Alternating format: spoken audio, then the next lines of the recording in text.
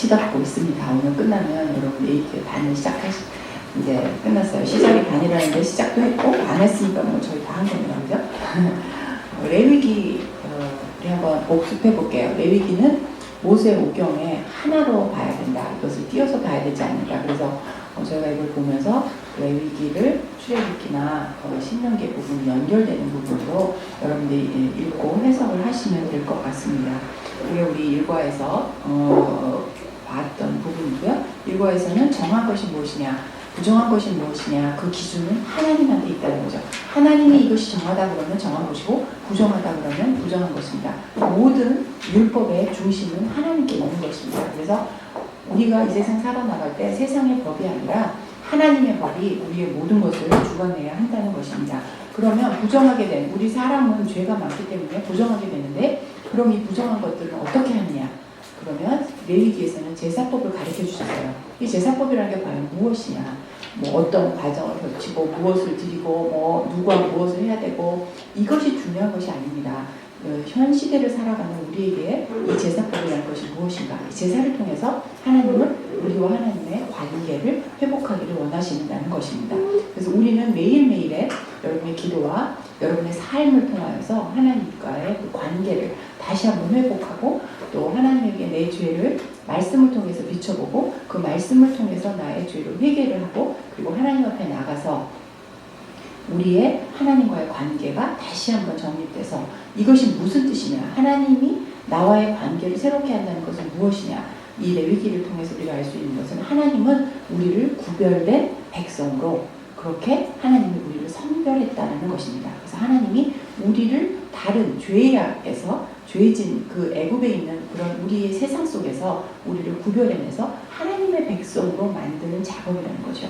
그래서 이것은 우리에게 준 어떤 계약, 그다음에 어떤 무엇을 하기 위해서 하지 말라라고 하는 어떤 그런 율법, 이런 것이 아니라 하나님의 백성으로 만들어가는 하나님의 방법이라는 것을 우리가 알았으면 좋겠다라는 부분을 우리 일과에서 다뤘습니다.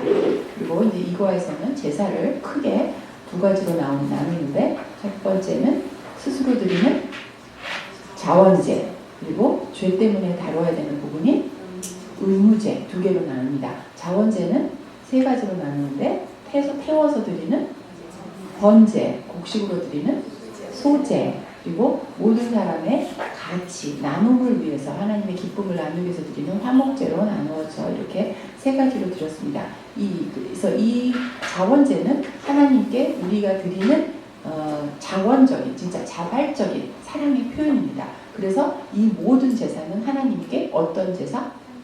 향기로운 그런 제사로 하나님께서 받으신다는 것입니다. 여기서도 주목할 것은 무엇을 드리던 누가 드리던 그 자원하는 마음으로 충성되고 헌신되고 하나님의 사랑 표현으로 드리는 이 모든 제사는 하나님께서 동일하게 취급을 하신다는 것이었습니다. 그 다음에 상과에서는 의무제를 배웠습니다. 의무제는 반드시 해야 되는 것입니다. 반드시 해야 될 부분이 뭐냐? 바로 죄를 다루는 부분입니다. 그래서 여기서 나누는 두 가지 제사는 뭐가 있었죠? 속죄제, 속건제, 이렇게 두고 있습니다. 그래서 하나님에게 드리는 하나님과의 관계 회복을 위해서 드리는 죄, 그 다음에 이웃과의 드리는 죄를 동일시했다는 걸 여러분들이 생각을 하셔야 됩니다. 우리는 하나님하고 관계를 굉장히 중요시해야 될 뿐만 아니라 하나님의 공동체, 하나된 공동체로서 우리 성도끼리의 관계가 굉장히 중요하다는 것입니다. 이것은 무엇을 나타나냐면, 신약에서는 이것을 하나님이 예수님을 통해서, 예수님의 십자가 사건을 통해서 우리에게 주신 예수님을 머리로, 그리고 우리를 지체, 몸으로 하나 된 것으로 나타내는데 이 제사가 설명이 되는 것입니다. 그래서 이 의무 제사를 통해서 이 죄가 회복이 되고, 또 다시 하나님하고 아름다운 관계가 회복될 수 있는, 죄에 대한 것을 다루지만 하나님의 입장에서 보면 우리에게 회복을 주시는 이러한 그 엄청난 은혜라는 것을 여러분이 의무제에서 보실 수 있게 되겠습니다. 그래서 여러분이 이게 이런 디테일한 것을 우리가 배우면서, 물론 왜 그런 의미가 있고 왜 이런 것을 했는지 여러분이 아셔야 되겠죠, 이거를. 그러나 여러분에게 남아야 할 부분들은 그것을 지금 내가 이 세상에서 어떻게 적용을 해야 하는지 그 부분에 여러분 좀 더 신경을 써서 들어주셨으면 좋겠어요. 오늘은 레위기 8장하고 10장에 대한 부분입니다. 어쩌면 이 과를 다룰 때 이제부터 하나님의 여러분의 큰 콜링이 있다고 생각을 하면 됩니다. 이 성경에 쓰여질 때 하나님의 성령의 감동으로 모세가 쓴 이 모세오경 속에서 뿐만이 아니라 성경 전체를 보면 그 당시는 이 성경이 읽혀지는 책이 아니었어요. 들려지는 책이었기 때문에 지속적으로 반복적으로 얘기하는 것은 그만큼 중요하다는 얘기입니다. 그리고 순서에도 굉장히 중요합니다. 물론 여러분 예습하신 분들은 알겠지만 이 8장하고 이 10장이 그 앞뒤 장의 이 사이에 들어갔다는 것이 어떤 의미인지, 왜 이걸 이 사이에다 두었는지, 무엇을 강조하기 위해서 여기서 두었는지를 여러분은 이 전체적인 흐름 안에서 볼 수 있으셔야 됩니다. 그래서 한과 한과도 보지만 제가 또 이렇게 했던 거를 이렇게 다 예습과 복습을 시켜드리는 이유는 이렇게 전체 흐름 속에서 바로 이 부분에서 하나님이 우리에게 주고자 하는 것이 무엇인지, 그럼 이것이 이루어질 때 그전에는 그러면 무엇을 다루어야 하는지 이렇게 여러분이 순서적인 그림을 좀 볼 수 있으면 좋겠습니다. 이 시대에 출애굽한 백성들에게 제사장으로 누구를 세웠죠? 아론입니다.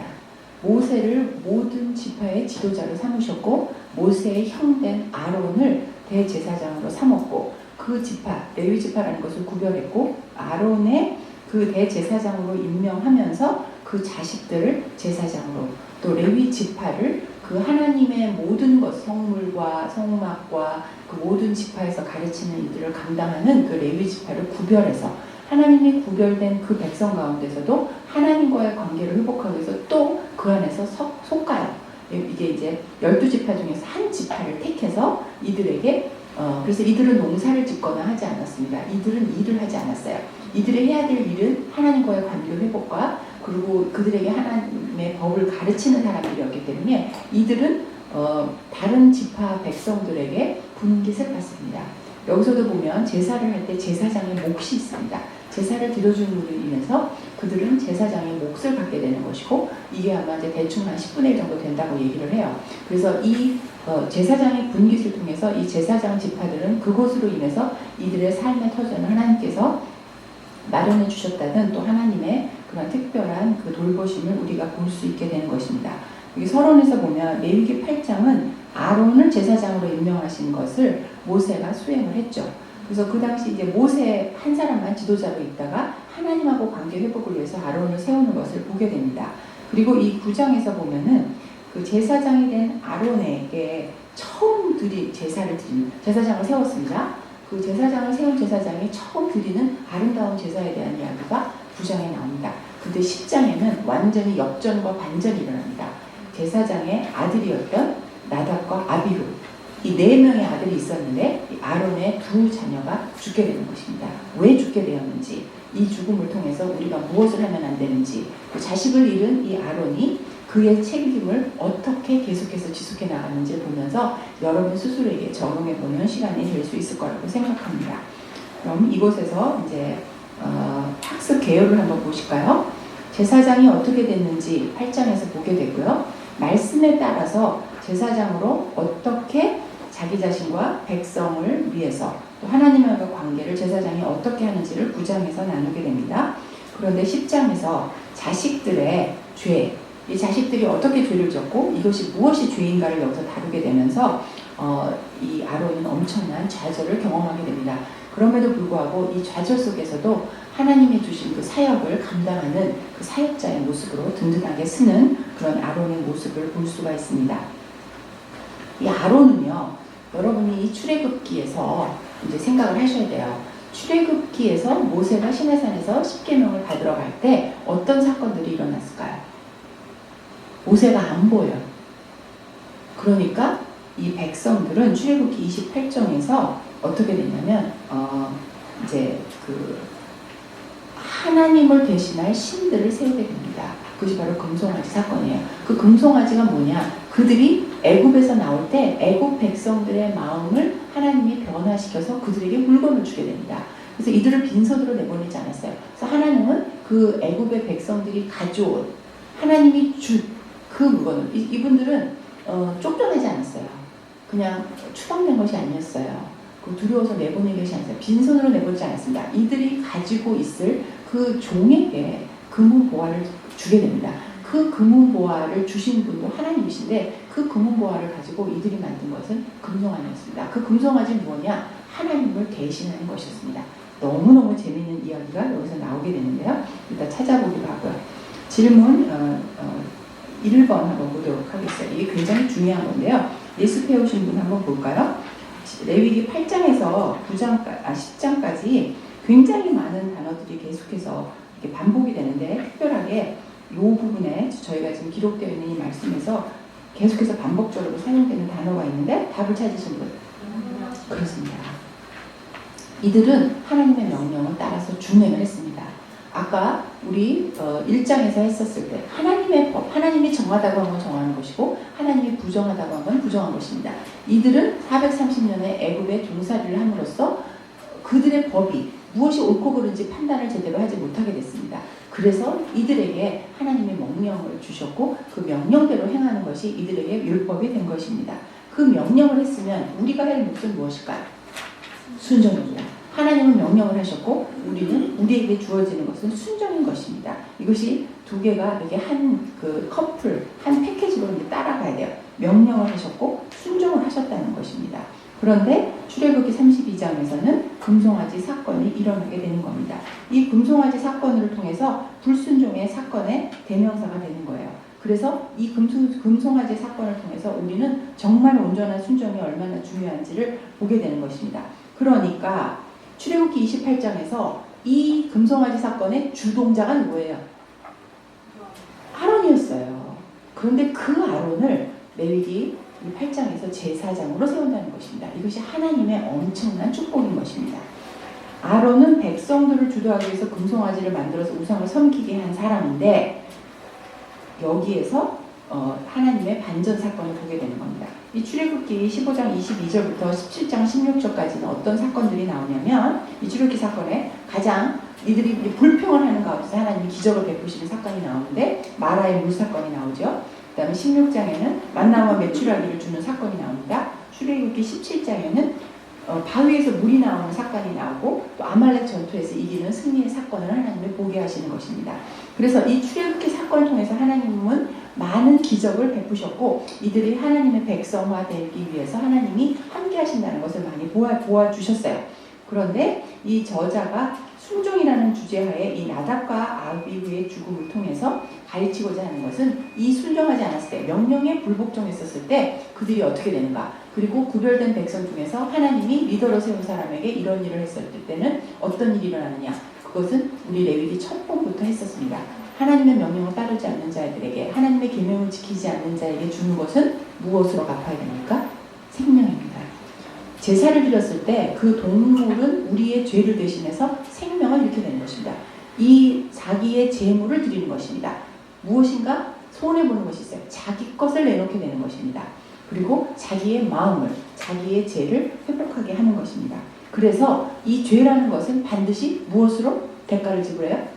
생명입니다. 그래서 이 죄를 짓게 되면 생명을 잃게 됩니다. 그래서 죽음으로 그 대가를 물으신다는 아주 엄청난 사건을 여기서 보게 되는 것입니다. 그래서 여기서 보면 인간이 실수하는 죄, 끊임없이 실수하는 죄, 하나님의 말씀을 망령되이 열고 경홀히 여겼을 때 어떤 일을 일어나는가 우리가 보게 되는 것이며, 이 하나님이 주시는 이 강권적인 은혜를 또 동시에 여러분들이 경험할 수 있게 되는 것입니다. 그래서 여기서는 제사장 본인이 먼저 하나님의 법령에 순종해야 되고, 예배에서 백성을 지도해야 될 책임이 있다는 것, 그래서 다른 사람보다 더 이 책임을 무겁게 다루신다는 것을 여기서 하나님이 이제 말씀을 해주시기도 합니다. 레위기 8장을 보면 이 우리가 배웠던 5가지 제사법이 있는데, 이 제사법을 통해서 우리는 그 중보의 원리를 알게 돼요. 이 제사장이 중보를 해주는 거죠. 제사장이 그 제사는 누가 드린다고요? 죄를 진 사람이 드려요. 그런데 그 죄를 질 때 마지막에 그것을 마무리를 해주는 사람은 제사장입니다. 그것을 우리는 중보로 해석을 할 수 있어요. 하나님이 명령하신 것대로 하나님의 그 이행을 하고, 누군가 그 죄를 계속한 사람이 누군가 가져가신다는 것을 우리는 여기서 보게 되는 것입니다. 아론을 하나님께서 대제사장으로 임명한 것을 보겠습니다. 금송아지 사건으로 3,000명이나 되는 엄청난 사람들이 죽었어요. 그런데 바로 그 아론을 하나님께서 세운다는 것입니다. 하나님은 거기서 보면 죄인 중에 괴수인 아론을 대제사장으로 세운다. 아론을 대제사장으로 또한 그의 아들을 제사장으로 위임하도록 한 그 출애굽기 29장의 명령은 그들의 범죄에도 불구하지 않고 하나님이 하신 약속을 이룬다는 것입니다. 하나님의 한 번 하신 말씀을 하나님께서 지키신다는 것을 우리는 여기서 볼 수 있어요.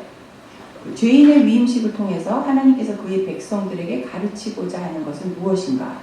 이 질문 7번에 답을 한번 여러분 찾아보셨어요? 찾으신 분 한번 해보세요.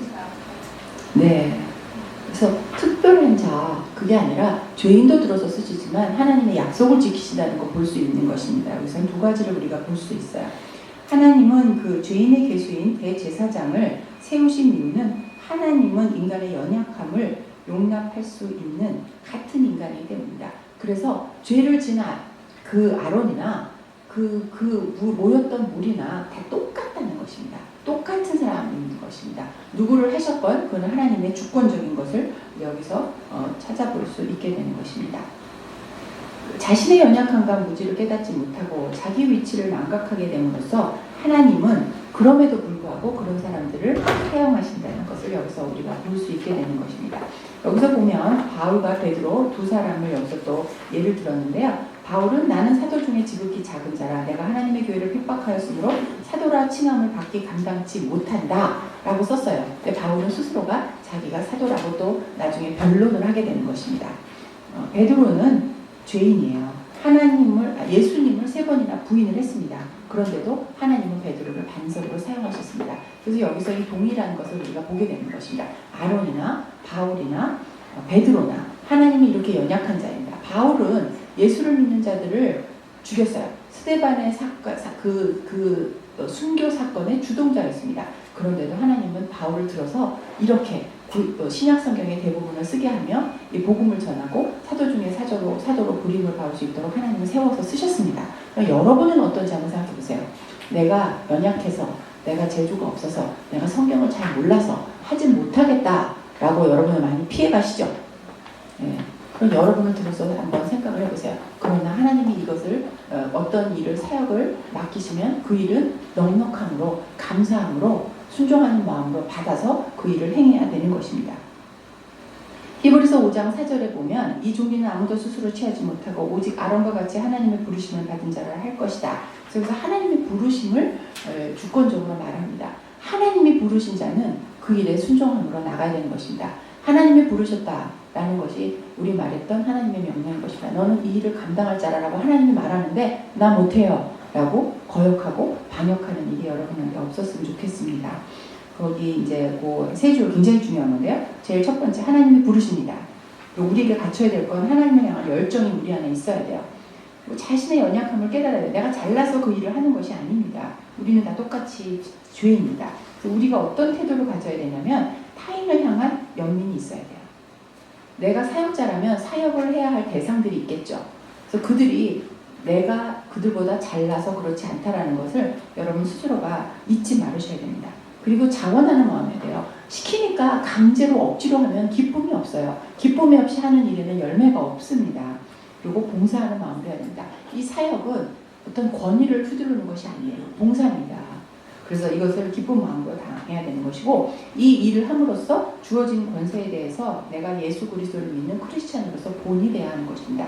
이 6가지를 여러분이 꼭 명심하셨으면 좋겠어요. 이것이 사역자의 조건이고 사역자가 지녀야 될 태도인 것입니다. 다시 한번 정리하면 하나님의 부르심이 있어야지만 이 사역을 할 수 있는 것이고 그 부르심을 이행하는 자는 하나님을 향한 열정이 있어야 됩니다. 열정과 사랑과 기쁨과 하고 싶은 마음과 자원하는 마음과 이런 것들이 있어야 돼요. 그럼에도 불구하고 자신은 그들과 별로 다르지 않다는 걸 알아야 됩니다. 그래서 자신의 연약함을 깨달아야 되는 것입니다.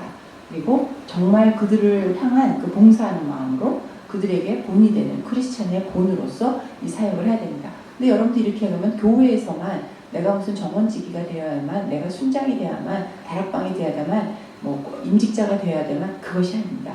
여러분 가정에서도 크리스찬에서 향기로운 제사로 여러분의 직분을 감당해야 된다는 것 첫 시간에 이미 다뤘습니다. 제사장의 위임식을 해요. 제일 먼저 하기 위해서 물로 씻습니다. 이 정결 예식이에요. 물로 깨끗이 닦습니다. 그래서 자기 자신의 힘으로 정결할 수 없다는 거죠. 그래서 이것은 하나님 앞에 나아가는 어떤 의식을 통화하는 것입니다. 그래서 이 의식에는 모세가 도와주게 되는 것입니다. 근데 우리가 이 신약으로 올 때 히브리서에서 보면 예수 그리스도의 피로서 우리는 자유함을 얻게 되는 것입니다. 피의 역사, 그 생명인 것이죠. 그것을 통해서만 우리가 깨끗함을 얻을 수 있다는 것을 여기서 나타내 줍니다. 여기 출애굽기 질문 11번에서 보면 제사장 위임식 이후에도 제사장들은 직무를 하기 위해서 성소에 들어갈 때 손발을 닦았어요. 제사장은 어떤 일을 위임하기 위해서는 여기서 보면 다른 사람보다 더 정결해야 된다는 거죠. 더 거룩함을 유지해 가야 된다는 거죠. 그것이 직분 받은 자의 역할인 것입니다. 질문 12번을 보면 이렇게 수족을 씻는다는 의미는 무슨 일이냐? 하나님을 통해서 하나님이 나에게 깨끗함을 주신다는 거죠. 내가 거룩한 사람은 아니지만 하나님이 나를 거룩하게 해주신다는 거죠. 그런 의식을 통해서. 그리고 하나님하고의 관계가 죄인의 관계에서 하나님이 임무를 주는 그 사역자로서 나의 신분이 변화가 되는 것입니다. 그 성도를 통해서는 서로 간에 발을 씻겨주는 그런 모세가 이 아론을 도와서 이런 의식을 하는, 그래서 서로 간에 돕는 그 공동체 역할을 여기서 또 볼 수 있게 되는 것입니다. 이 속죄일에서는 대제사장은 자기 몸을 씻어야 돼요. 근데 일반적인 행사에서는 성소에 들어갈 때 손과 발을 닦았어요. 근데 이 속죄일 의식에는 몸 전체를 씻었습니다. 몸 전체를 씻는다는 것은 시간도 많이 걸리겠죠? 더 자기 죄를 더 돌아보는 거겠죠. 그래서 하나님은 이런 작은 것에서도 구별해서 이 사람들의 직분을 좀 더 이것이 무엇을 의미하는지 좀 더 구체적으로 보이는 하나의 의식으로 이것을 했다는 것이죠. 이것이 신약에서 나왔을 때는 세족식으로 우리가 생각을 하면 되겠습니다. 하나님의 일을 하는 사람들은 스스로가 먼저 거듭나야 되는 것입니다. 그래서 신약에서 와는 물과 성령으로 너희가 거듭나지 아니하면 천국에 들어갈 수 없다라고 말하는 것입니다. 이것이 우리가 많이 외워서 익숙해진 말이지만 여러분 물세례를 받으셨습니다. 성령으로 거듭나는 것은 매일매일 여러분 삶 속에서 정말 거룩으로 향하는 여러분의 그 노력이 있지 않으면 성령으로 매일매일 거듭날 수 없습니다. 이것을 여러분들이 지식적으로 받으시면 절대로 안 되는 것입니다. 이것이 하나님의 명령인 것이죠. 성령으로 거듭나기 위해서 여러분이 해야 될 부분이 있는 것입니다. 이 제사장의 역할을 하기 위해서 스스로 정결함의 의식을 스스로 치워야 하는 것처럼 여러분들도 성령으로 매일매일 워시아웃하는 그 일들을 여러분이 행해야 되는 것입니다. 하나님은 왜 이런 직분을 주느냐? 이 직분을 가진 자들은 이 지혜가 있어야 돼요. 하나님이 주시는 지혜죠. 그리고 겸손한 힘으로 섬겨야 됩니다. 그리고 긍휼한 마음이 있어야 됩니다. 그래서 우리가 계속해서 그리스도의 향기를 바라는 그러한 우리 스스로가 먼저 산 제사로 드려지는 일들이 여기 있어야 되는 것입니다. 자, 먼저 이렇게 씻었어요, 몸을. 그리고 나서 이들에게 옷을 주게 됩니다. 이 옷은 무엇이냐면 섬김의 옷이에요. 그리고 신분을 구별하는 것이었습니다. 그 당시 고대에는 이 의복을 통해서 그것을 나타내요. 우리나라 왜 역사에도 보면 뭐 청색 옷, 붉은색 옷, 그다음에 앞에 쓰는 흉배 이런 것을 통해서 그들이 쓰는 머리에 관, 또 암행어사 같은 데는 매화꽃이 달린 이런 머리에 관을 쓰고 이런 것을 통해서 그들의 신분을 나타내는 것이었습니다. 그래서 이 의복이라는 것은 그들이 어떠한 자기 스스로에게도 그것을 입음으로써 내 신분이, 우리가 집에서도 그렇잖아요. 파자마 입고 목베바지 입고 있을 때와 결혼식을 갈 때 그렇게 하고 가는 사람은 없습니다. 정결한 예식에 갈 때 정결한 의복을 갖춰 입음으로써 자기의 마음을 다잡는 그런 의식을 우리가 하게 되는 것입니다. 그러면서 여기서는 하나님과 하나님께서 일반 백성들과 제사장을 구별하는 것으로 그 의복으로 사용을 하셨다는 것입니다. 또 한 가지는 제사장은 똑같이 죄인이지만 하나님이 그에게 옷을 입혀주심으로써 그를 구별했다라는 것입니다. 그래서 그 옷으로서 그들의 연약함이 덮어지는 것입니다. 그리고 하나님의 그 말씀을 대언하는 자로 든든하게 쓸 수 있도록 하는 것입니다. 여기서 보면 제사장이 입는 것들이 있었어요. 머리에도 관도 쓰고, 그 다음에 그 고이라는 것이 속옷이에요. 허리서부터 그러니까 허벅지까지 온다고 했으니까 고쟁이 같은 이런 옷이었지 않나 싶습니다. 속옷을 입었어요. 그래서 하얀 가운을 입었고요. 그 다음에 청색 겉옷을 입었고요. 색깔을 다 지정을 했고 어떤 실을 쓰라고 아주 구체적으로 하나님께서 말씀을 하셨습니다. 그 당시에 이렇게 하셨던 건 하나님이 다시 한 번 더 말씀드리지만 그 430년에 애굽에 있었던 사람들에게 구체적으로 하나하나 이런 명령을 통해서 그들이 그것을 순종함으로 인해서 하나님 안에 이들을 모으려고 하는 그 관계 회복을 하려는 명령에 순종하는 자를 만들려고 하는 하나님의 시도라는 것을 볼 수 있습니다. 이 에봇이라는 것은 뭐냐면 옷이에요. 이것도 근데 금으로 짰어요. 이게 앞에 배실로 짜서 이렇게 앞치마처럼 겉에 이렇게 목에 구멍이 있고 이렇게 뒤집어 쓰는 거였는데요. 그래서 그것은 이 에봇이라는 것을 통해서 이 제사장의 권위를 상징하는 것이었고, 거기에 흉패를 달았습니다. 흉패는 네 줄로, 이 세 개씩 네 줄로 되어 있으면서 보석으로 되어 있었어요. 그래서 이것은 12지파를 상징하는 옷이었습니다.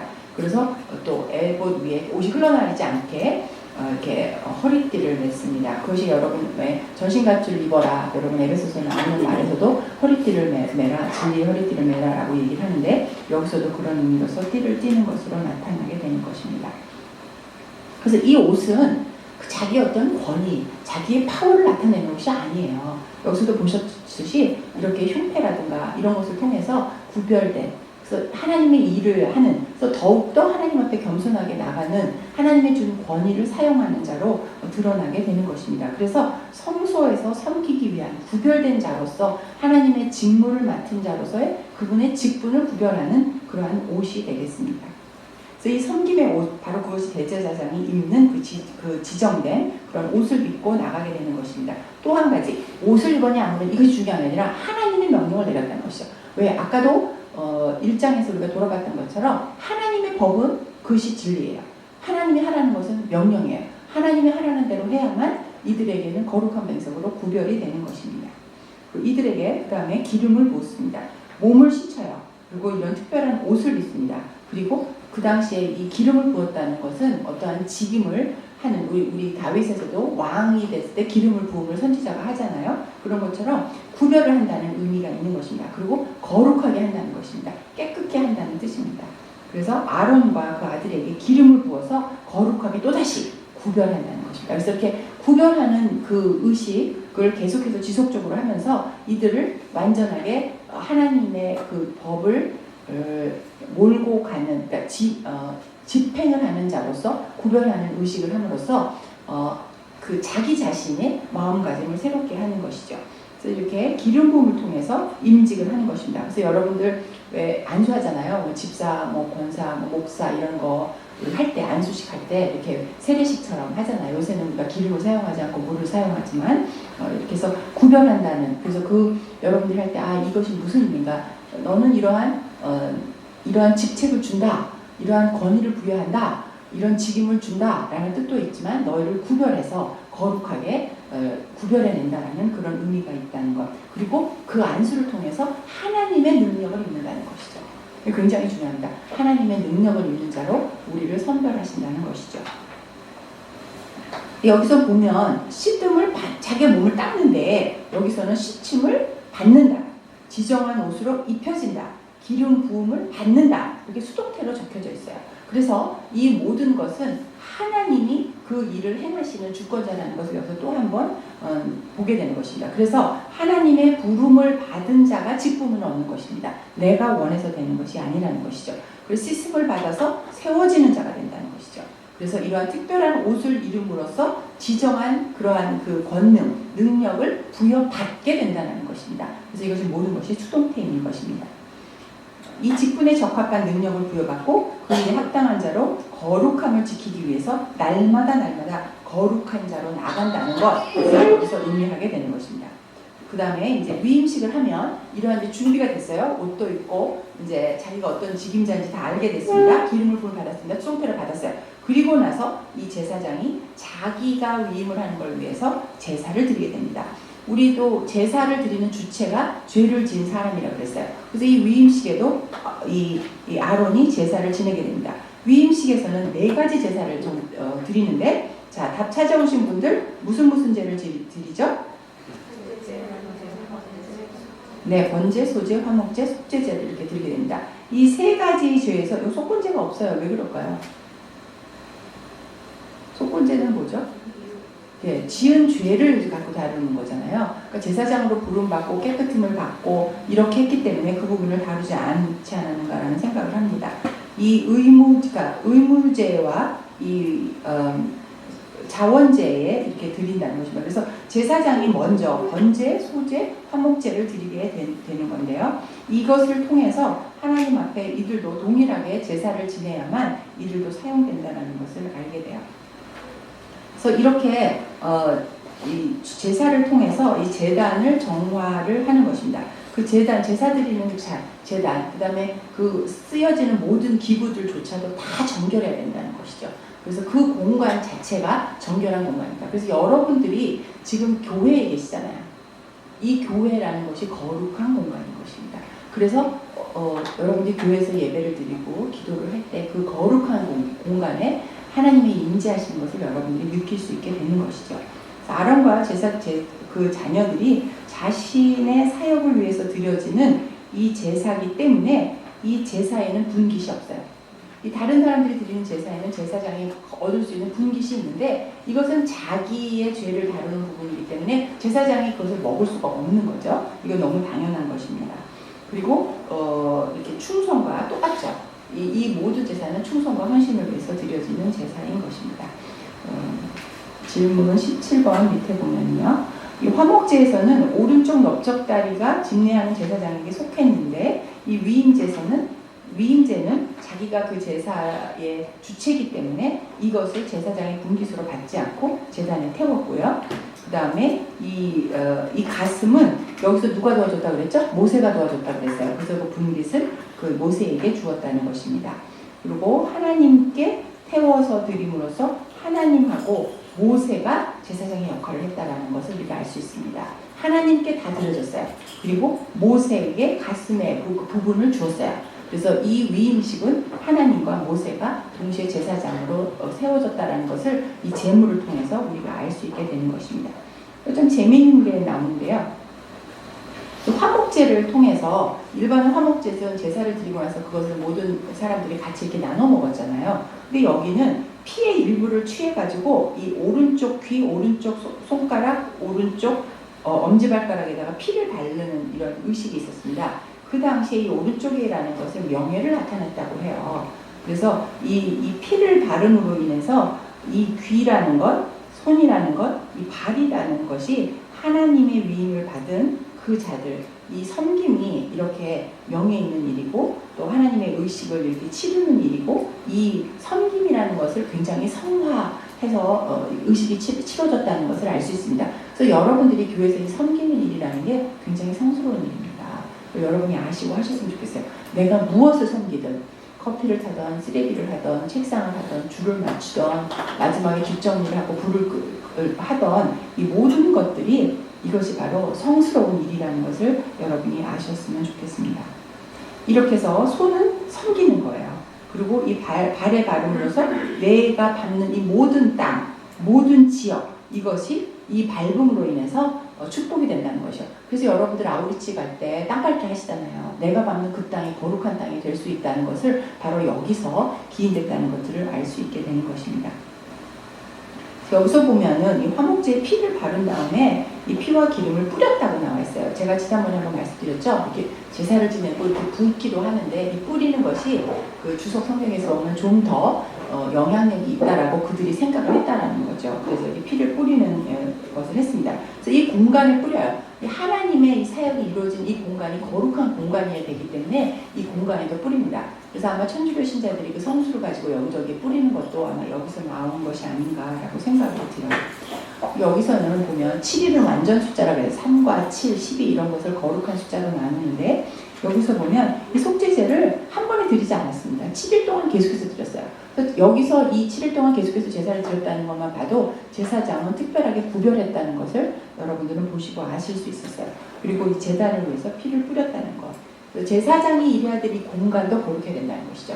그럼 여러분이 가셨을 때 여러분의 가정을 위해서 그 공간을 놓고 기도하는 것이 옳습니다. 왜냐하면 그 하나님이 임재하시는 공간, 그 다음에 여러분이 크리스천으로 임해야 되는 그 공간이 거룩한 공간이 되는 것이고요. 여러분이 거룩한 공간에 들어왔을 때 기도함으로써 그 거룩한 공간을 이렇게 정화시키는 것들이 여기서 기인된 것입니다. 그래서 여러분들이 처음에 주일날 교회 왔을 때 기도를 하시잖아요. 이런 것들이 이러한 의식에서 기인됐다는 걸 아시고 기도를 하시면 좀 더 여러분에게 은혜가 되지 않을까라고 생각을 합니다. 7일 동안이나 머물러 있어요. 그 성막 안에서 완전하게 신분의 변화를 여기서 말을 해주는 겁니다. 이들이 이 위임을 하기 전에는 그냥 평민이었어요. 근데 이 위임식을 통해서 이들은 습격이 되는 것입니다. 여러분 세례를 통해서 여러분이 그냥 일반 사람이었어요. 죄인이었어요. 근데 세례를 통해서 여러분 어떻게 되죠? 하나님의 백성으로, 거룩한 자녀로, 그리고 하늘나라의 백성으로 여러분의 신분이 바뀌는 것입니다. 그래서 이것이 굉장히 중요한 것이에요. 신분이 바뀌었다는 것이. 그래서 여러분은 지금 제사장 같은 그런 역할을 감당하는 사람이라는 것이죠. 이 신분의 변화가 엄청난 것입니다. 여러분이 지금은 별로 우리가 이렇게 뭐 신분에 이런 격차가 없잖아요. 옛날에는 종과 그 주인은 엄청난 것이죠. 이 종에서 아들이라는 것이요. 유업을 받는 자예요. 상속자라는 거예요. 그래서 여러분의 이 신분 변화가 얼마나 대단한 것인지 한번 묵상해보는 시간이 있었으면 좋겠어요. 여기서 말할 때 이들이 지키지 않으면 너희가 죽는다. 계속 죽음에 대한 걸 얘기한다. 그래서 이 죄에 대한 것, 하나님이 주신 그 명령에 대한 것을 지키지 않는다면 모든 것을 하나님은 핏값으로 물으신다는 것이 계속해서 나와요. 그리고 그때를 보시면 그 당시는 이게 처음 된 거잖아요. 아론도. 그래서 모세를 통해서 하나님이 말씀하시고 모세를 통해서 제사장의 직분이 무엇인지를 7일 동안 공부를 하는 것입니다. 무엇을 해야 되는지, 무엇을 하지 않아야 되는지. 그래서 이것을 통해서 여러분 무엇을 느끼냐면 여러분이 어떤 직분을 할 때, 집사 안수식 할 때고 세례를 할 때도 여러분이 왜 그 문답 같은 거 하기 위해서 공부를 하잖아요. 여러분들이 지금 이렇게 레위기를 공부를 하시는데 직분자로서 그냥 공부를 하고 오늘 공부 잘했다, 뭐 새로운 거 배웠다, 여기서 끝나면 되는 것이 아닙니다. 이렇게 하나님의 것을 배운 여러분들은 그 직분자로 세워지게 되는 것이고 이 배운 것을 통해서 섬기기 위해서입니다. 이거 배우고 나서 나의 지식을 위해서 이것을 배운다고 생각하시면 안 되는 거죠. 왜? 성경에 이렇게 쓰였으니까요. 그리고 반복해서 배워야겠어요. 그래서 여러분들이 이걸 공부하시고 나서 예습도 하시고 복습도 하시고 또 가르치기도 하셔야 되는 거예요. 이게 성경적인 거예요. 그래서 이것을 반복적으로 해야 되는 것입니다. 왜? 우리가 잘 잊어버려요. 그래서 사역에 어떤 사역을 할 때 이것을 통해서 우리가 알 수 있는 것은 훈련을 통하고 반복적으로 공부를 하고 또 내가 그것에 대해서 스스로 자기가 연습이 충분히 돼야만 사역자가 되는 것입니다. 그래서 이런 훈련이 없이 그냥 사역을 하면 상대방을 실족시키거나 자기가 죄를 짓게 되는 일을 하게 돼요.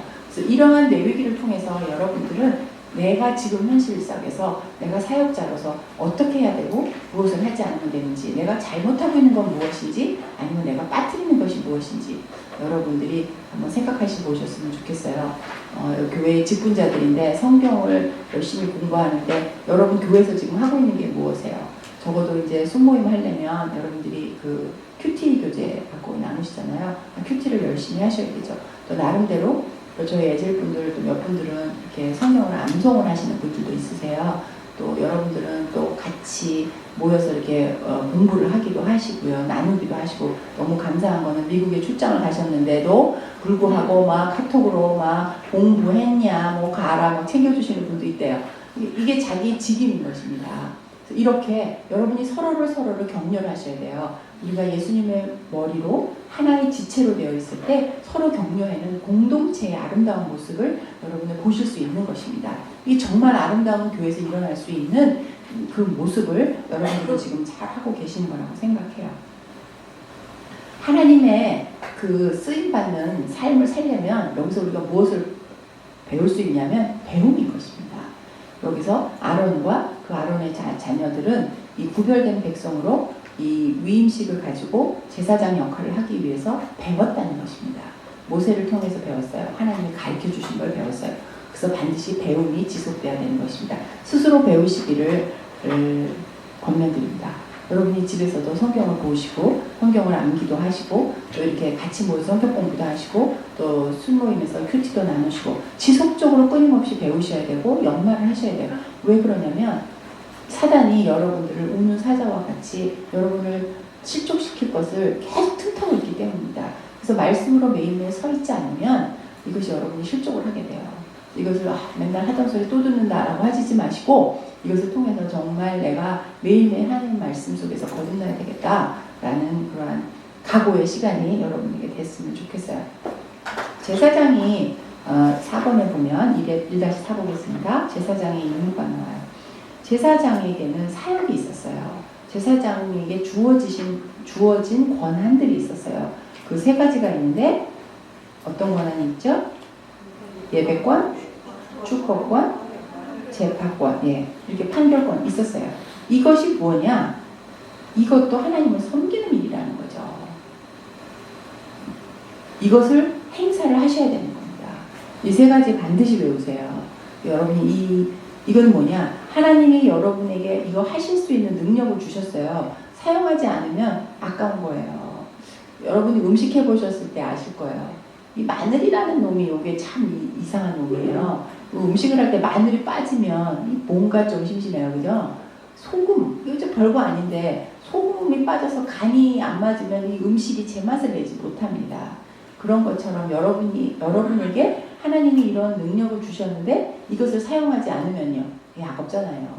여러분이 사역자로서 이것을 사용하시지 않는다면 그 사역에 여러분이 올바른 그 결과를 낼 수가 없다는 것입니다. 몇 시간 들여서 음식을 했는데 소금이 빠졌어. 뭔가 양념이 하나 빠졌어. 이게 그러면은 이 음식이 제맛을 못 내는 것처럼 여러분이 사역을 할 때 이 세 가지 능력을 여러분이 사용을 하셔야 된다는 것입니다. 이 하나님의 이것이 섬기는 일이라는 것을 여러분이 반드시 기억을 하셔야 됩니다. 여기에 한 가지 더 있어요. 양육권입니다. 양육권은 뭐죠? 말 그대로 가르치는 거예요. 네 가지 다 가지고 하셔야 됩니다. 가르치셔야 됩니다. 여기 있는 분들 이걸 내게 배우시고 가르치셔야 됩니다. 가르치실 거죠? 이 상태로 사시고 자녀들도 가르치시고 여러분 다락방에서도 가르치시고 가르치셔야 됩니다. 대답이 없어요? 네. 하실 것이죠? 그렇죠. 한 번도 빼지 말고 대답을 해주셔야 돼요. 가르치셔야 됩니다. 아셨죠? 약속하셨습니다. 가르치신다고. 저희가 8가를 다 끝나면 여러분 안에서 가르치는 반이 생길 거라고 믿어요. 그러시죠? 신집사님 왜 웃기만 하실까요? 한 명 100% 확신합니다. 아니에요. 여기서는 하나님께서 선택해서 여러분들을 교회에서 부르셨어요. 다른 구별해서. 여러분, 내가 왔어. 그러실 것입니까? 여러분의 삶의 주인이 여러분이십니까? 아니세요. 하나님이 부르셨어요. 하나님이 부르셨는데 우리 지금 내 얘기 배웠잖아요. 어떠셨다고요? 하나님이 부르셨어요. 여러분 선별하셨어요. 하나님이 훈련시키시고 계세요. 그럼 여러분이 이 사역을 하기를 하나님 원하신다는 거죠. 제가 말하는 거 아닙니다. 무엇이든 됐든지 여러분 가르치셔야 돼요. 1대1을 했던 뭘 했던 여러분들은 이것을 사역을 하셔야 됩니다. 그래야 교회가 변합니다. 그래야 교회가 든든한 반석처럼 세워집니다. 그리고 교회가 건강해집니다. 여러분들은 어떤 것들이든지 이 섬기는 이 것들을 여러분들은 하셔야 됩니다. 양육 다 하셔야 됩니다. 여기서 레위인의 정착을 보면 아까도 말씀드렸지만 다른 지파 영역에서 성읍을 갖고 이들은 다른 지파와 함께 레위인들이 살았어요. 왜 그러냐면 말하자면 지금으로 말하면 학당 같은 거죠. 각 지파에 나누어서 이 배운 것들을 가르쳤습니다. 가르쳐 지키게 하라 라는 말씀이 있었어요. 그래서 이들은 가르치는 사람이 돼서 각 지파에 흩어져서 사는 그 양육을 담당하게 되는 것입니다. 그리고 그 지파에 물론 예배권과 축복권과 판결권을 가지고 행사를 하게 되는 것이죠. 무엇이 정한 것인지 무엇이 거룩한 것인지 이것을 나누게 됩니다. 여기서 보면 신약의 제사장은 누구다? 우리죠. 네, 신약에서의 제사장은 우리예요. 제사장으로 부르셨어요. 여러분에게는 어떤 권한을 하나님이 주셨다고요? 하나님이 주신 권한을 뭘 써야 된다고요? 예배권과 축복권과 판결권과 양육권을 여러분 사용하셔야 된다는 겁니다. 이 권한을 내 손에 갖고 있습니다. 이걸 잘 사용하시기 바랍니다. 여기서 구약에서 보면 멜기세덱이라는 제사장이 나옵니다. 이 멜기세덱의 반차를 따라라는 말 여러분 많이 들어보셨을 거예요. 질문 23 보겠습니다. 창세기 14장 18절에서 20절에 나타난 멜기세덱을 성경은 어떤 사람으로 묘사하고 있습니까? 답하시고 한번 답해 보실래요? 네, 하나님의 제사장. 또 네, 여기서 보면 예루살렘, 이 살렘이라는 건 예루살렘을 말하는 건데요. 살렘의 왕, 의의 왕, 평화의 왕, 하나님의 제사장으로 멜기세덱을 표시합니다. 멜기세덱이라는 얘기가 이렇게 많이 나와 있지는 않아요. 그래서 여러분들은 이렇게 멜기세덱이 제일 첫 번째 제사장이었다. 그 정도만 여러분이 생각을 하시면 될 것 같아요. 질문 24번 보겠습니다. 여호와께서 누구에게? 주에게 말씀하시기를 내가 내 원수들로 내 발판이 되게 하기로 너는 내 오른손에 앉아 있으라.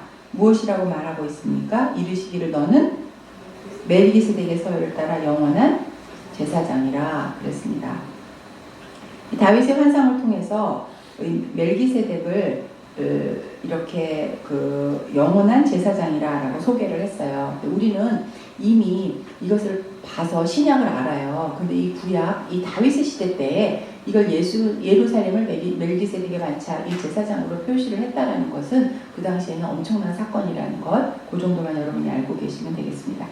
그래서 이 예수 그리스도를 대제사장으로 우리에게 보내주셨습니다. 이 시편에서 히브리서에서 보고 우리 질문 25번 한번 답해 보도록 하겠습니다. 하나님의 우편에 앉아 계신 분은 예수 그리스도십니다. 누구의 명을 따라 영원한 대제사장으로 선포가 됩니까? 하나님입니다. 제사장으로 직임을 주시는 분은 하나님이신 것입니다. 예수님조차도. 그리스도의 대제사장 되심은 어떤 능력으로 말미암는 것입니까? 생명의 능력인 것입니다. 제사장은 그 죽음과 생명을 나누게 되고 그 생명을 선포하는 것입니다. 죽음에서부터 그들을 구원하는 자인 것이죠.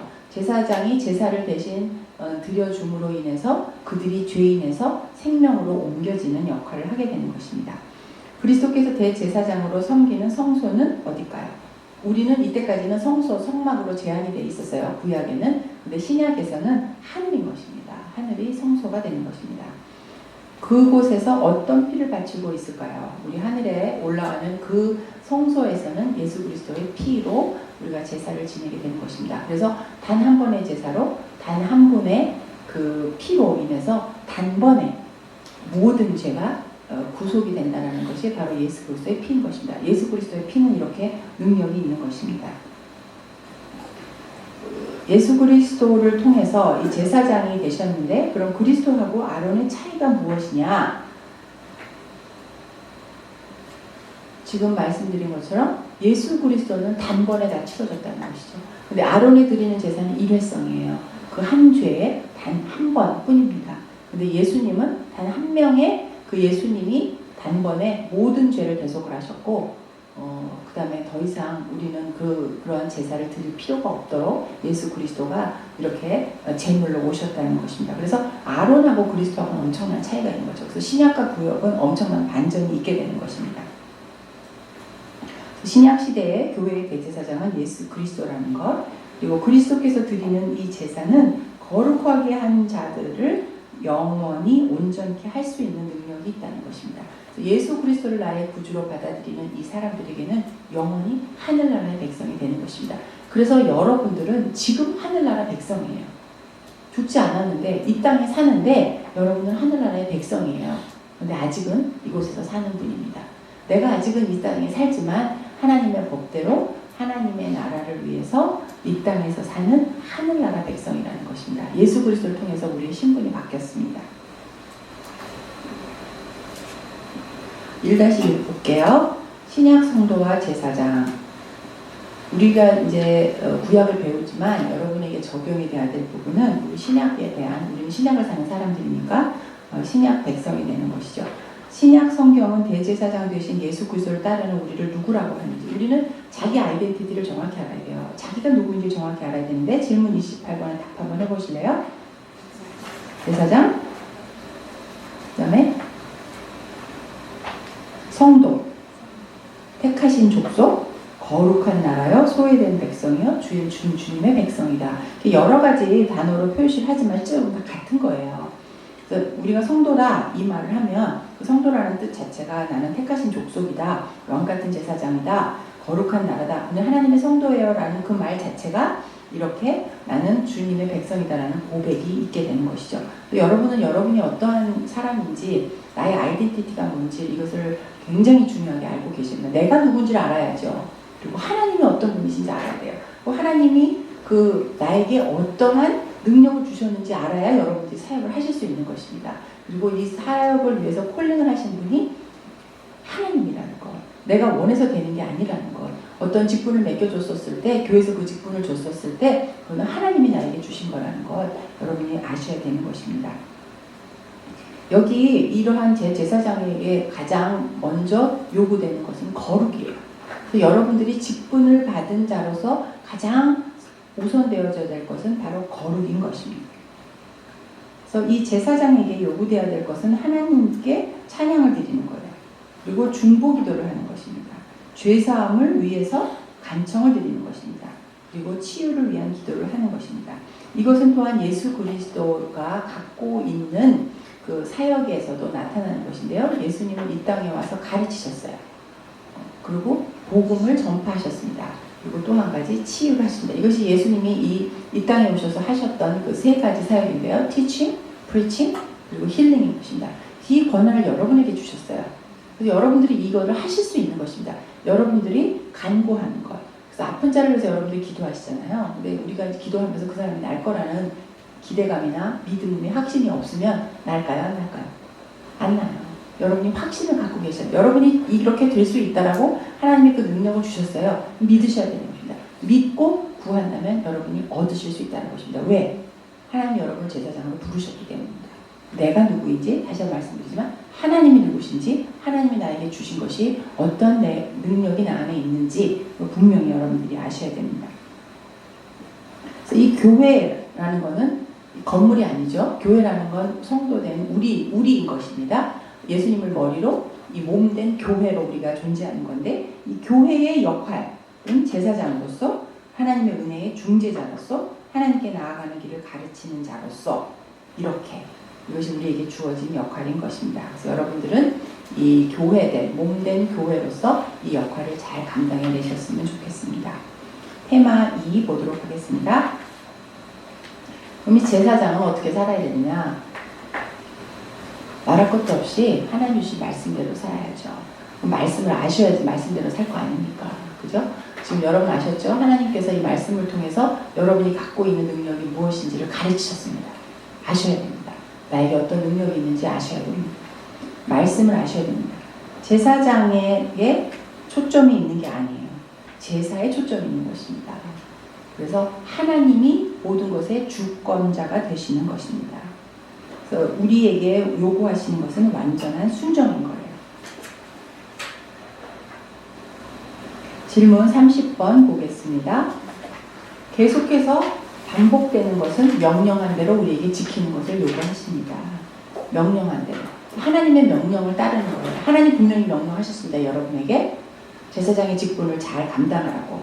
그리고 하나님의 은혜의 통로가 되어달라고. 그리고 너희가 중보자로 이 땅을 살아가라고. 그리고 이 거룩한 백성에게 하나님의 말씀을 가르치라고. 여러분에게 이런 걸 주셨어요.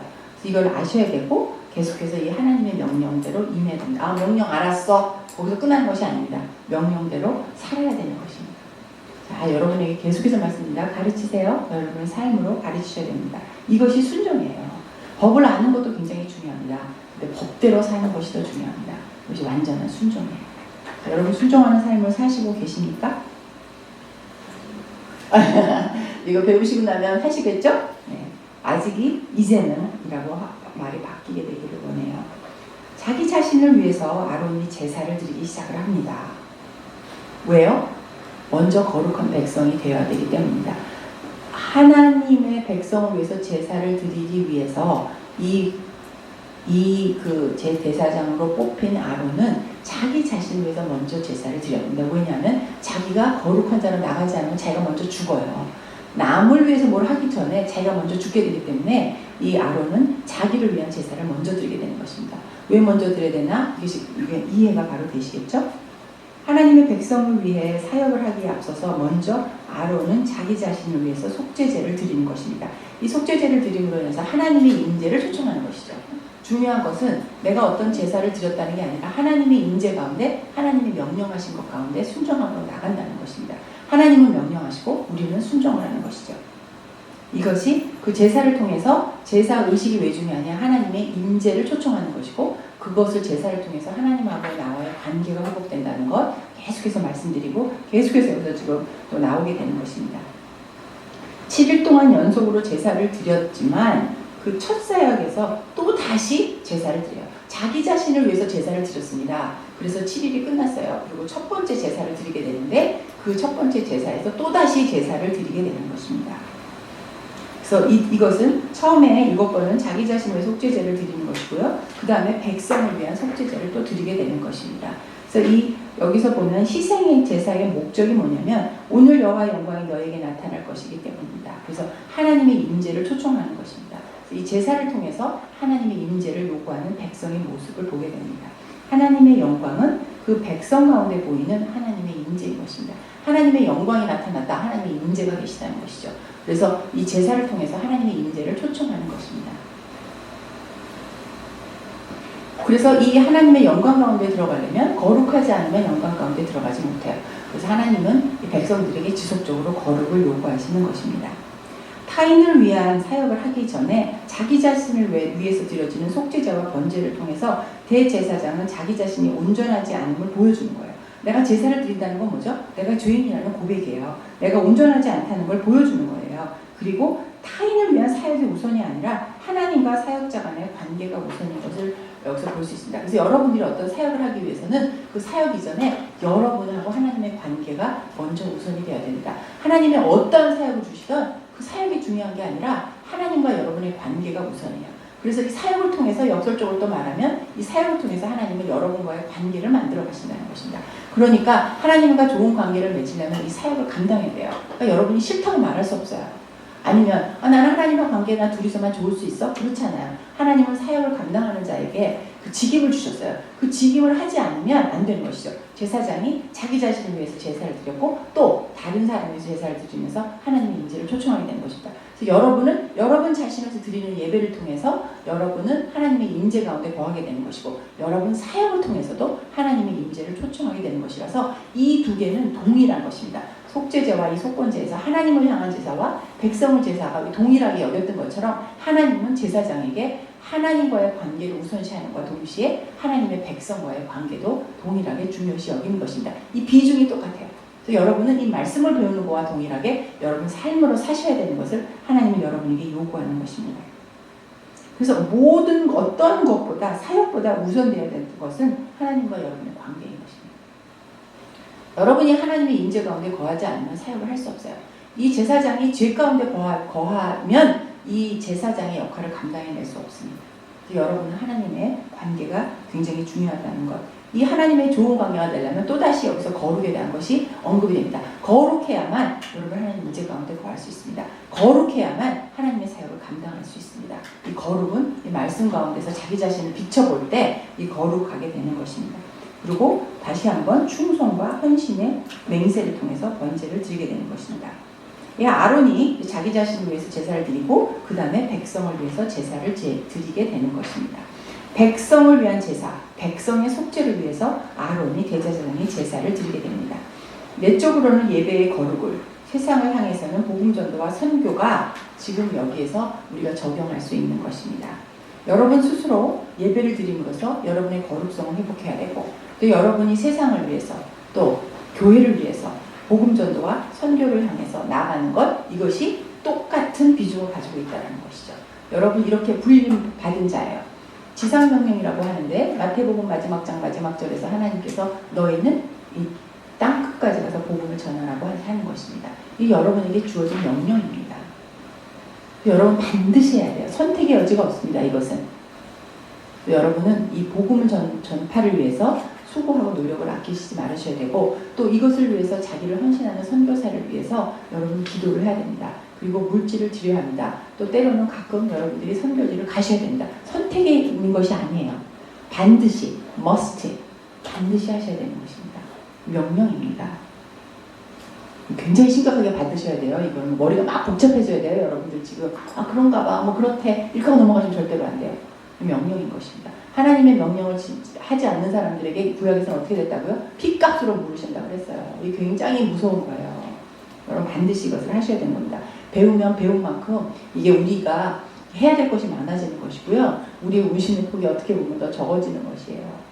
하나님은 부름받은 자에게 더 많은 것을 요구합니다. 여러분 보셨죠? 제사를 지낼 때 많은 것을 주신 분에게 많은 것을 하나님이 요구하십니다. 많은 재물을 주는 사람에게 하나님은 소를 제사를 드리기 원해요. 여러분이 이것을 배우셨습니다. 하나님이 여러분에게 지식을 하나님 가르치셨습니다. 그러면 여러분은 어떻게 하셔야 돼요? 그것을 하나님께 드려야 됩니다. 더 많은 시간을 드려야 됩니다. 더 많은 여러분의 헌신을 드려야 됩니다.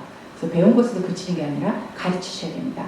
그리고 선교를 위해서 여러분의 자신을 드리는 일들이 여러분 가운데 헌신으로 나누어져야 되는 것입니다. 예수님은 그리스도의 이 예수님은 이 죽음을 통해서 6월절의 양의 모습으로 자기 자신을 온전히 드렸어요. 우리는 그리스도를 닮는 삶을 살기를 원해요. 그렇기 때문에 여러분들은 그렇게 그리스도처럼 그렇게 모든 것을 드리는 그러한 일들을 여러분들이 이 시간에 헌신을 하셔야 되는 것입니다. 그래서 이 헌신, 그 복음 나누는 일, 여러분에게 주어진 일이라는 것. 그래서 은혜만 받고 집으로 가는 건 여기 뭐라고 써 있어요? 죄다 써 있어요. 무섭잖아요. 섬김을 통해서 우리는 건강해진다고 했습니다. 그죠? 이 죄래요. 죄를 하나님이 얼마나 무섭게 다루시는 줄 아시죠? 여러분들 얼굴 표정이 다음 시간부터는 안 나오실 표정입니다. 네, 죄는 무섭게 다루신다고 했어요. 하나님은 이 제사를 다 드리고 난 다음에 아론을 통해서 백성을 축복하십니다. 하나님이 원하시는 건 축복이에요. 하나님이 구별된 백성에게 주시고자 하는 것은 의무가 아닙니다. 아까 제사는 어떤 마음으로 해야 된다고 그랬죠? 자원하는 마음으로. 여러분이 하나님이 나를 위해서 무엇을 하셨는지 어떤 것을 주셨는지 안다면 기쁨으로 자원하는 마음으로 감사하는 마음으로 드려야 되는 거예요. 이게 무겁고 힘들고 막 그러면 안 돼요. 내 안에 사고 싶은 열정이 막 일어나야 되는 거예요. 좀 전에 배웠잖아요. 그죠? 내 안에 막 열정이 일어나야 되는 것입니다. 하고 싶어야 돼요. 자, 우리에게 주신 것이 백성을 축복하는 것입니다. 그래서 먼저 여러분들이 교회를 축복하십시오. 선교사님을 위해서 축복하십시오. 그리고 자녀를 축복하십시오. 여러분이 주어진 축복권을 매일매일 사용하셨으면 좋겠습니다. 아론은 모세 앞에서 백성을 축복을 해요. 그리고 나서 또 모세와 함께 재차 백성을 축복해요. 그래서 이것이 어떠한 그러한 선례를 남기게 돼서 솔로몬도 그 다음에 이 2번 백성을 축복하는 일들이 있습니다. 그래서 여러분들은 계속해서 백성들을 축복하실 수 있었으면 좋겠습니다. 자녀를 축복하고 또 이 땅을 축복하고 또 선교지를 축복하고 또 여러분 교회를 축복하고 목회자를 축복하고 하는 서로 축복하는 이 축복권을 잘 사용하셨으면 좋겠습니다. 이 축복을 할 때 기쁘잖아요. 이 기쁨을 누리는 그런 일들을 여러분이 하셨으면 좋겠어요. 여기서 백성을 축복하고 난 다음에 하늘에서 불이 내려와요. 이것이 뭐냐? 하나님이 컨펌해 주시는 거예요.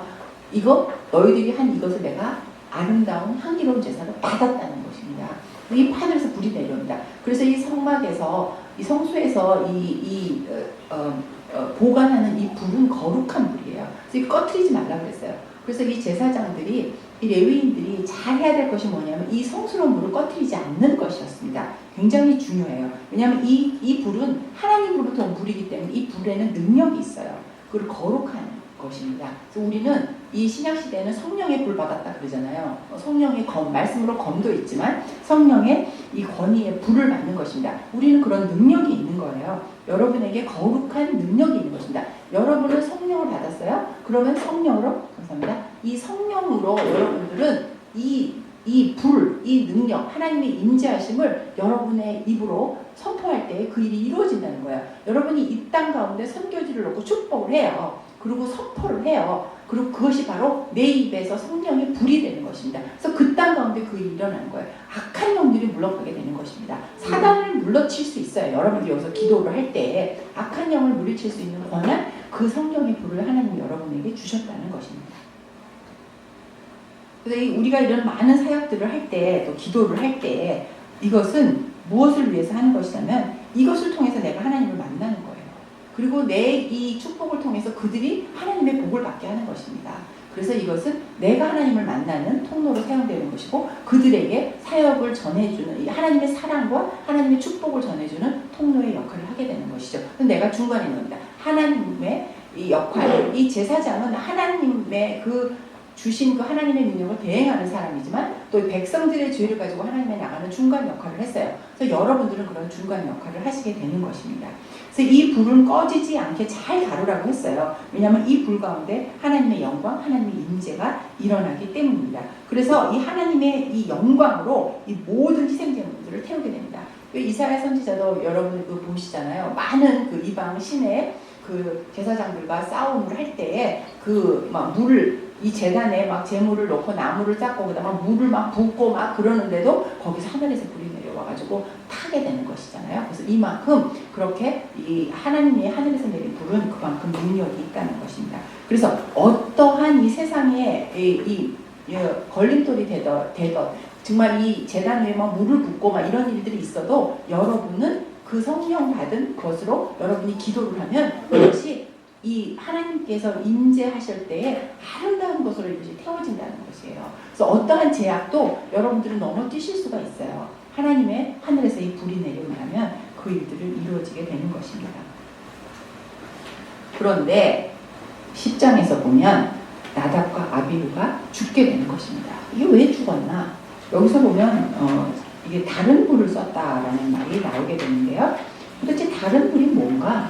불은 불이지. 근데 여기서 보면 구체적으로 성경에서 나와 있지는 않지만 신학자들이 연구를 할 때 보면 아마 다른 신을 섬겼을 때도 그곳에서 불을 사용했던 것 같아요. 그 여러분들 그 영화 같은 데 보면 이방 신을 할 때 신전에서 그 신전을 지키는 여자들이 있고 그러면서 거기에 이렇게 막 불들이 꽂혀 있고 막 그런 걸 보잖아요. 그래서 아마 여기서는 그 불이 하나님이 아닌 그 다른 신을 섬겼던 것을 가져왔다라는 것인데 더 중요한 것은 뭐냐면 하나님이 명령하신 대로 해야 되는 거잖아요. 하나님이 하려는 것만 해야 되는 거예요. 제단의 불을 거룩하게 지키고 꺼지지 않게 지키라고 했고 그 불을 사용하라고 했는데 여기서 우리가 기억하게 될 것은 어느 불을 갖고 왔다 안 갖고 왔다 뭐 이게 중요한 게 아니라 하나님이 명령한 대로 하지 않았을 경우엔 그들에게 내리는 것은 무엇이다? 죽음이다라는 것이죠. 하나님의 명령인 만큼 중요하다는 것입니다. 여호와께서 명령하신 것 같이, 여호와께서 명령하지 않으신 것 같이라는 이 두 단어를 상충적으로 사용을 해서 여기서는 하나님의 명령대로 하지 않으면 이들에게 그것을 죽음으로 물으신다는 것을 여기서 우리가 볼 수 있게 되는 것입니다. 이 나답과 아비후의 죽음을 보게 되는데요. 이것이 왜 그랬는가를 질문 40번에서 보면 우리가 미추해 볼 수가 있는 건데요. 레위기 10장 8절 9절에서 보면 답이 뭐죠? 술을 먹지 마라 라고 얘기를 했어요. 왜냐하면 이 맨정신으로 하나님께 제사를 지려. 그 당시 여러분 보면 제사장들은 뭐죠? 이 백성들이 모든 죄를 가지고 오기도 하고 또 이 화목제를 드리러 오기도 해요. 근데 이 술을 먹으면 맨정신이 아니잖아요. 그렇기 때문에 이 제사장들은 술을 금했다는 것입니다. 그 제사를 거룩한 제사를 제정신으로 제대로 잘 드리기 위해서죠. 하나님이 뜻하신 그 명령한 대로 해야 되는 것이죠. 자기를 정결케 목욕을 하고 막 이렇게 하고서는 하나님 앞에 나가야 되는 건데 맨정신이 아닌 술을 먹어서는 안 된다는 것입니다. 그래서 우리 여기서 요새 크리스찬들 술 먹지 마라 뭐 이런 거 갖고 이렇게 뭐 먹어도 되냐 먹어도 안 되냐 뭐 막 이런 얘기를 하시는데 왜 먹지 말라고 하는지 여러분은 그거를 아셔야 되는 거예요. 레위기 10장 12절하고 13절에서 보면 이 소재라는 것이 이렇게 나오고요. 그다음 레위기 10장 1절하고 레위기 16장에서 보면 그 지성소에 들어간다는 이런 것을 통해서 이제 무엇이 잘못됐는지를 여기서 이제 보게 되는 것입니다.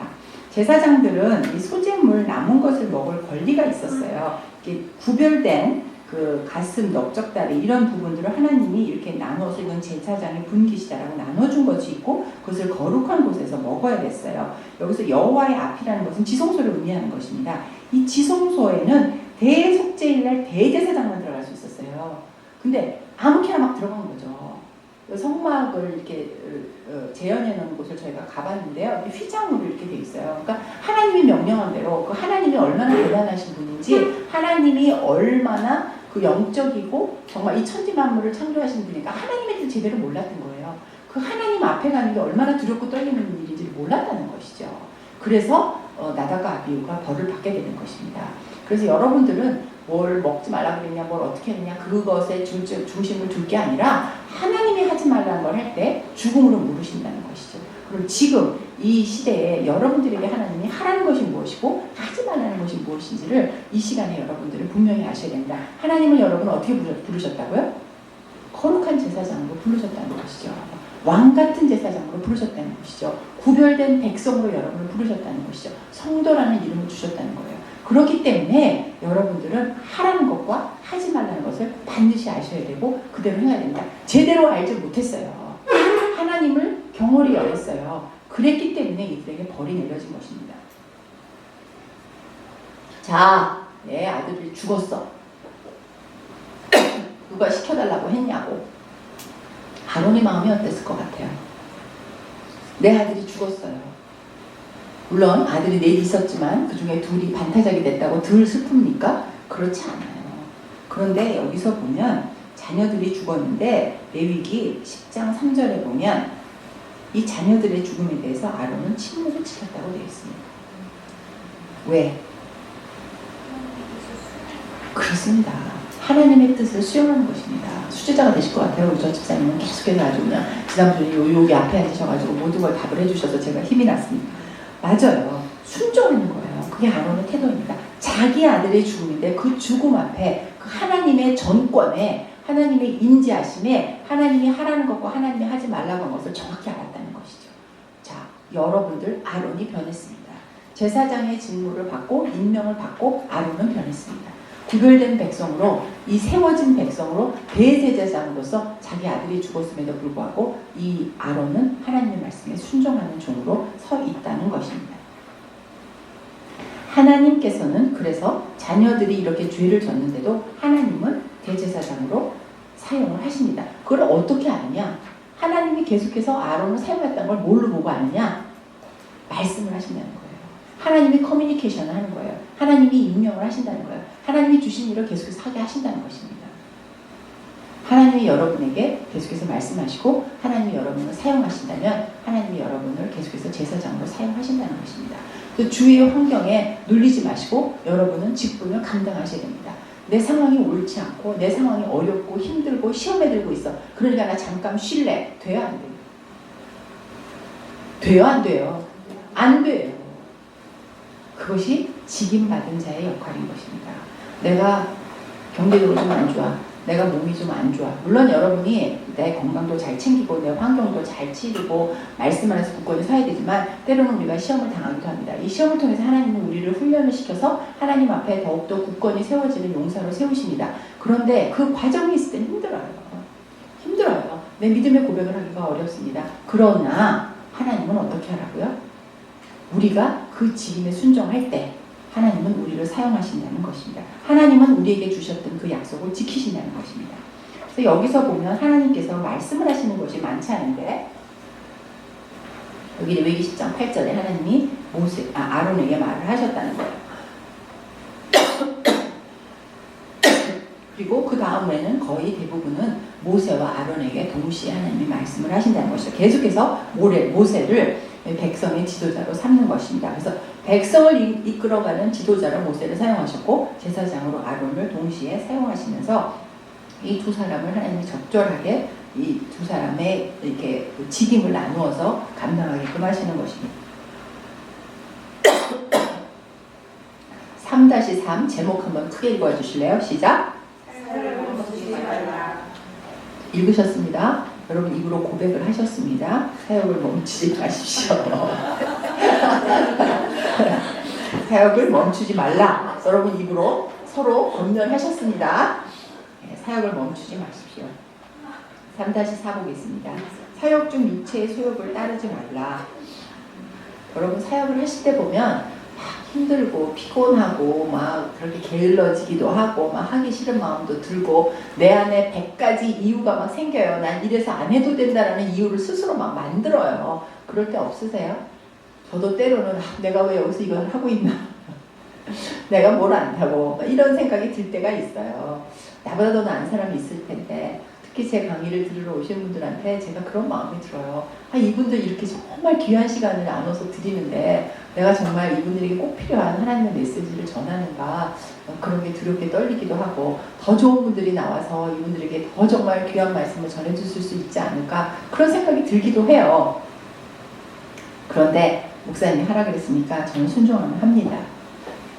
여러분 육체의 소욕을 따르지 말라는 이 말씀은 왜 이렇게 말씀을 하냐면 그 답이 질문 45에 있습니다. 명령을 주신 이유가 뭐라고요? 레위기 10장 10절에 답이 있는데 답하신 분? 영적 분별력입니다. 영적 분별력을 우리가 지켜가기 위해서 육체의 소욕을 따르면 안 되는 것입니다. 술 취하지 말아야 할 이유가 영적 분별력이 흐트러지지 않기 위해서 있는 것입니다. 제사장은 날마다 자신의 삶 속에서 거룩하고 속된 것을 분별하고 정함과 부정한 것이 무엇인지를 가르치는 삶을 살아야 되기 때문에 이들이 술 취하고 방탕한다면 그 분별력이 잃어버리게 되겠죠. 제사장은 정과 부정한 것을 구분하고 이 법령을 백성들에게 가르치는 것이 이 제사장의 의무였기 때문에 이들은 반드시 이것을 따라야만 하는 것이었습니다. 제사장의 몫이 있었어요. 제사장에 주어진 몫은 제사의 마지막 단계에 그들에게 분깃을 주어줬습니다. 그래서 이것을 나답과 아비후가 죽은 다음에 아론의 남은 두 아들 엘리아살과 이다말을 하나님께서 또다시 제사장으로 사용해서 하나님의 일들이 계속되는 것을 봅니다. 자, 하나님의 일은 여러분이 없다고 그것이 멈춰지지 않아요. 내가 하나님의 도구로 사용되는 것을 기쁨으로 하셔야지 여러분이 계속 안 되고 계속 딴짓만 하고 막 그러면 하나님은 여러분이 아닌 다른 사람에게 촛대를 옮기시게 되는 것입니다. 이건 무서운 일이에요. 하나님의 이 축복의 촛대를 여러분들이 지키시기 바랍니다. 그 불이 꺼지지 않도록 여러분들은 거룩하게 지키셔야 하는 것입니다. 마지막에 참 재미있는 일이 나오는데요. 융통성 있는 하나님의 모습을 보게 돼요. 이 모세와 아론이 논쟁을 하게 되는데 이 제사를 다 드리고 나서 이것을 아론이 먹지 않았어요. 그런데 모세가 야단을 쳐요. 그냥 하나님 율법이 있으니까 너 왜 이거 먹지 않냐? 네 것이 내 거룩한 장소에서 먹어라. 이 먹으라는 게 뭐냐? 우리가 생각하는 것처럼 배를 불리기 위해서 식사를 하는 게 아니에요.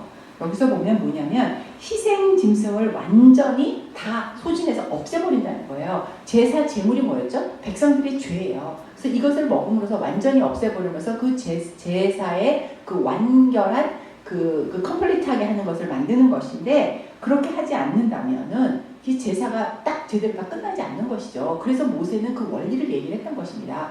네가 이것을 왜 먹지 않았느냐? 그러면 이게 제사가 끝나는 게 아니지 않느냐라는 얘기를 했던 것입니다. 근데 아론은 이렇게 얘기해요. 내 자식이 죽었잖아. 내가 어떻게 먹을 수가 있어? 그 자식들의 죄에 대한 것을 내가 어떻게 먹을 수가 있어? 라고 이야기를 합니다. 거기에 하나님의 은혜가 있는 것입니다. 그래서 하나님은 이게 법이 있다고 모든 게 하는 게 아니에요. 하나님은 융통성을 가지고 계시는 분이십니다. 그래서 이것을 하나님의 사랑이고 하나님의 은혜라는 것을 여러분이 보고 들으실 수 있습니다. 그래서 여기서 지금 가장 중요한 것은 뭐냐? 하나님은 우리를 왕같은 제사장으로 세우셨다는 것입니다. 그리고 하나님이 우리에게 주신 그 직분 감당해야 된다는 것입니다. 이 직분 받은 자는 직분을 감당해야 되는 것입니다. 이 제사장이 받은 다시 한번 복습해 볼까요? 제사장이 받은 그 하나님 주신 그 권리가 있는데 그것이 뭐죠? 우리가 제일 먼저 드려야 될 것이 하나님께 드려야 될 예배, 하나님께 드려야 될 예배권이 있어요. 그 다음에 또 축복권, 판결이에요. 그러니까 판결권을 쓴다 그래갖고 저 사람이 저거 잘못됐어, 뭐 그거 비판하고 이러면 안 되는 것입니다. 먼저 솔선수범을 해요. 7번 7일 동안 제사를 드립니다. 그리고 나서 또 백성들 위해서 제사를 드린 것처럼 여러분은 구별된 백성이다. 하나님이 여러분 제사장으로 사용하기 원하십니다. 그래서 여러분은 무엇이 옳고 그른가의 그 기본은 성경에 있어요. 그런데 이 판결권을 쓰기 위해서는 여러분은 먼저 자기 자신을 돌아볼 수 있어야 되는 것입니다. 그 잣대를 자기한테 먼저 대야 되는 것입니다. 그 당시는 또 왜 그랬냐면 이 법 외에는 지금 우리가 세상을 살아나갈 때 법이 있어요. 예를 들면 우리는 일부 1처제입니다. 근데 이슬람에서는 어떻게 돼요? 일부 뭐 4처까지 막 이게 되는 겁니다.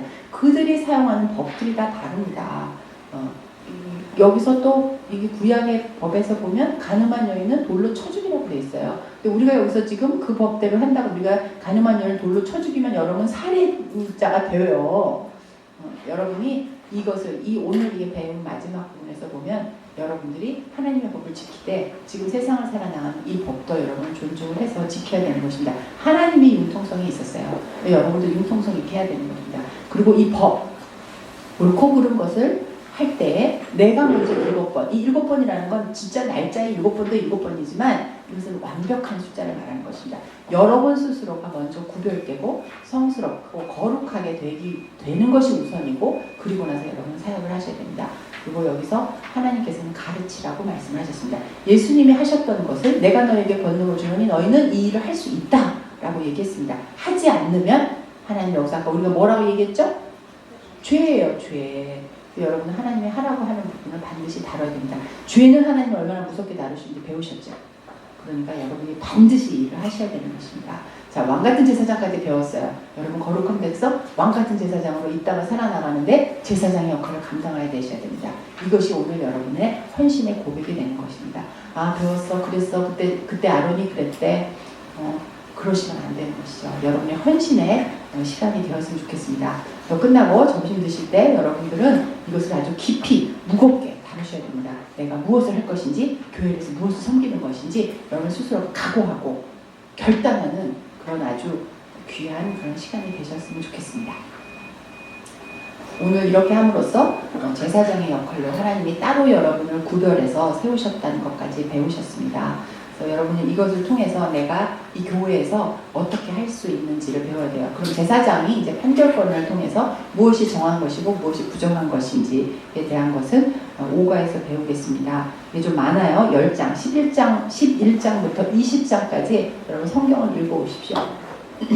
또 이 답을 찾아보시면 좋겠습니다. 이게 사실은 지금 현실을 사는데 이렇게 조금 다른 부분들이 있습니다. 그러나 우리가 지금 보아야 될 것은 무엇은 하고 그 당시에 왜 그랬는지, 항상 여러분은 그 당시 이 법이 언제 나오게 됐는지, 그 당시에 그 당시에 그들의 공동체 안이 어떻게 이루어졌는지를 한번 항상 생각을 하셔야 돼요. 하나님이 주신 법들은 다 그 당시 그 백성의 그 문화에 맞는 것을 주셨기 때문입니다. 그래서 지금 오늘도 마지막에 배웠던 것처럼 여러분은 이 시대 사는 여러분들이 이 시대에 사는 이 교회에 여러분이 맡은 직책에 따라 여러분이 성도로서 어떻게 여러분에게 적용이 돼야 되는지, 무엇을 해야 되는지, 무엇을 하지 말아야 되는지, 하나님께서 무엇이 정한다고 하는 것이, 무엇이 부정하게 되는 것이 여러분 스스로에게 먼저 비춰보시고 그러고 오실 수 있는 시간이 되셨으면 좋겠습니다. 기도하고 마치도록 하겠습니다. 하나님 아버지 감사합니다. 저희는 죄인입니다. 하나님께서 그런 저희 죄인을 구별해서 거룩하다 하나님께서 말씀하시고 저희를 왕같은 제사장으로 세우셨습니다. 하나님, 이렇게 두렵고 떨리는 이 직책을 우리에게 주셨으니 하나님 이 일을 감사함으로 받게 하시고 기쁨으로 섬기는 저희들 되기 원합니다. 각자에게 다른 은사를 하나님께서 주셨습니다. 각자의 은사에 맞게 하나님의 그 몸된 교회의 지체로서 우리에게 맡겨주신 일을 기쁨으로 감사함으로 감당하는 저희들 되기 원합니다. 우리에게 하나님께 주신 직분이 무엇인지, 하나님이 우리를 어떠한 자로 세우셨는지, 죄인에서 왕같은 제사장으로 불러주신 하나님께 감사를 드립니다. 하나님, 오늘 한 시간 우리의 주체성을 우리가 다시 한번 회복하는 시간이 되게 하시고 하나님께 조금 더 나아가는 헌신된 자로 왕같은 제사장의 역할을 감당하는 저희들로 다시 한번 불러주시고 기름 부어주신 주님을 찬양하고 감사드립니다. 일주일 동안 저희가 헤어져서 있지만 그 일주일 동안 삶을 통하여서 저희가 제사장의 직분을 잘 감당해내고 또 주님 앞에 다시 한번 무릎 꿇고 헌신하는 귀한 시간이 될 수 있도록 한 주간을 지켜주시기를 원합니다. 하나님, 민족의 명절인 구정이 됩니다. 하나님, 이 시간에 정말 하나님 안에 한 가족으로 부름받은 것에 대해서 감사하고 서로 격려하고 축복하는 시간이 되게 하여 주시옵소서. 그러나 가족이 떨어져 있어 보지 못하거나 하나님, 가족이 없어 혼자 된 자들을 생각하는 사람들이 되게 하여 주시옵소서. 특별히 선교지에 나가 있는 선교사님들, 가족을 볼 수 없고 또 명절이 무엇인지도 잊고 또 자신의 생일조차도 잊고 지나가는 많은 분들이 있습니다. 그들의 헌신과 그들의 하나님을 향한 사랑이 하나님 모든 것들이 정말 하나님의 때에 다 도움받는 하나님의 위로가 넘치는 그런 귀한 한 주간이 될 수 있도록 축복하여 주시옵소서. 예수님의 이름으로 기도드렸습니다. 감사합니다.